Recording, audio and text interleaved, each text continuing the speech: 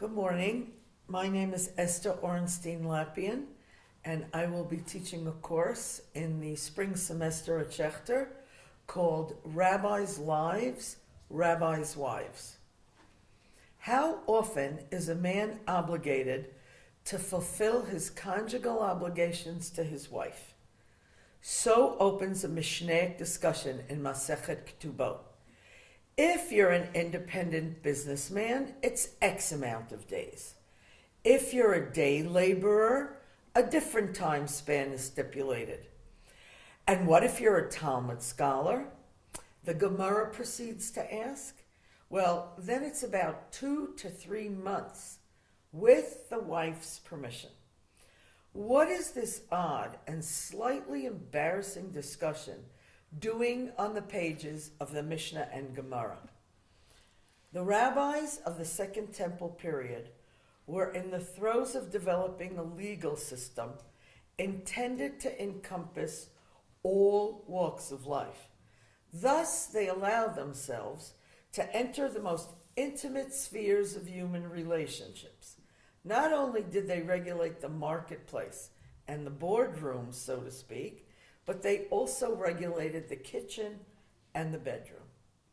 What happens, however, when real life invades the theoretical sphere of the Beit Midrash?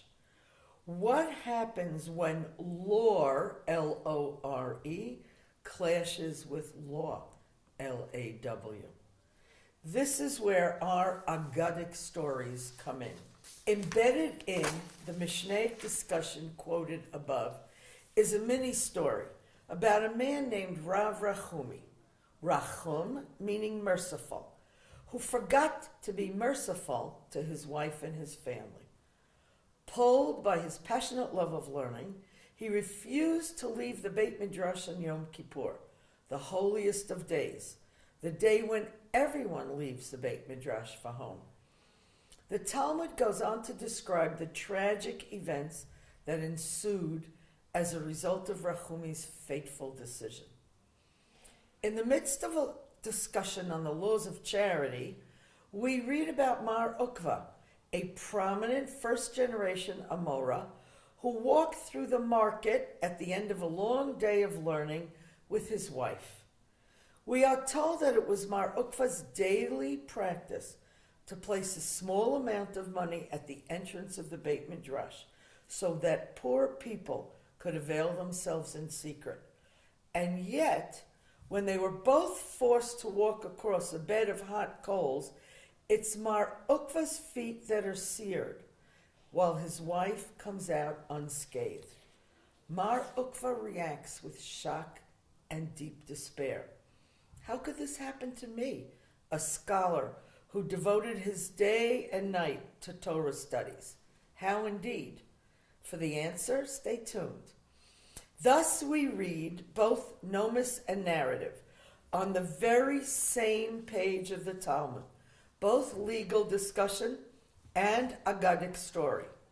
These bold mini-stories express the rabbi's own self-doubt and questioning as to how to strive for the ideal without losing touch with the real.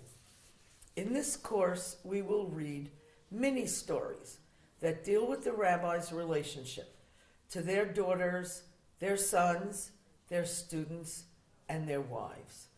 Each one of these beautifully crafted stories explores a different dilemma, and the solutions they offer are always interesting and sometimes quite unexpected.